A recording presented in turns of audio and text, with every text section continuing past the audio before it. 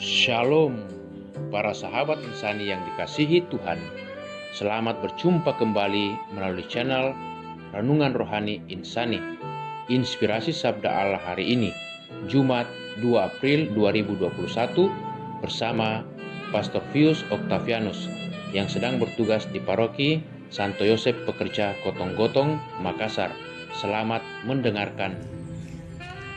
Selamat berjumpa kembali para sahabat insani. Hari ini Jumat 2 April, saya Pastor Pius Octavianus menjumpai Anda semua di hari besar gereja ini, di hari raya iman kita, di mana kita wajib berpantang dan berpuasa menurut ajaran gereja kita. Dan hari ini kita hendak merenungkan kembali arti Jumat Agung yang sesungguhnya untuk kita semua.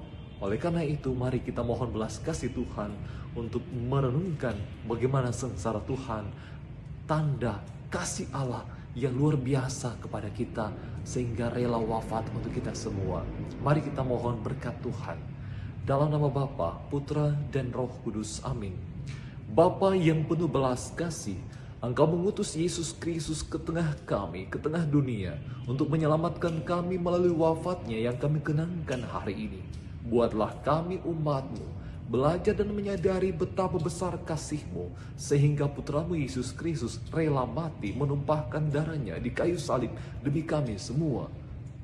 Inilah doa permohonan kami demi Kristus Tuhan dan pengantara kami. Amin. Dalam nama Bapa, Putra, dan Roh Kudus. Amin. Tuhan sertamu dan sertamu juga. Inilah Injil Yesus Kristus menurut Santo Yohanes. Sesudah itu, karena Yesus tahu bahwa segala sesuatu telah selesai, berkatalah ia, supaya genaplah yang ada tertulis dalam kitab suci, Aku haus. Di situ ada suatu bekas penuh anggur asam.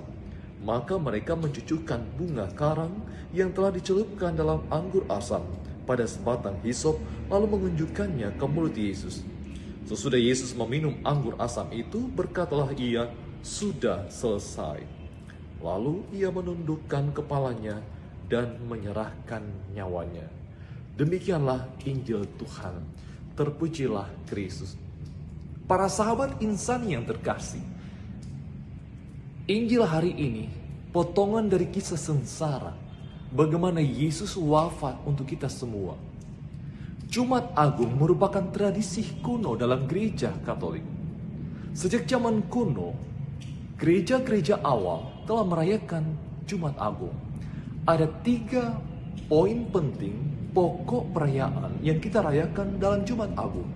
Yang pertama adalah renungan akan sabda, yakni bagaimana Allah menawarkan kasih-Nya, dan kemudian berujung pada kisah sengsara, bagaimana Yesus melalui jalan salib, jalan sengsara, sampai Yesus wafat di salib.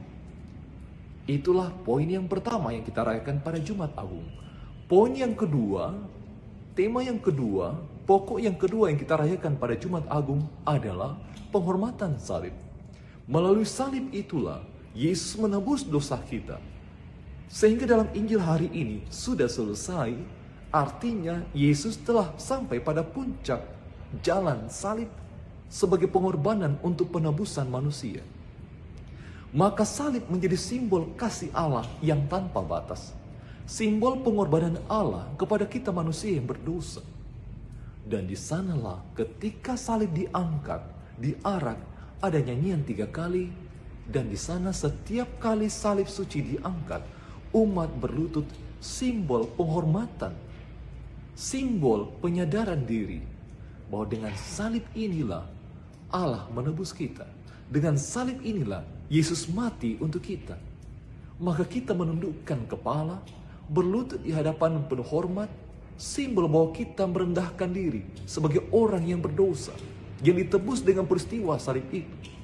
Dan dengan itu pula kita diajak sadarkan diri, menyadarkan diri, kembali ke jalan yang benar.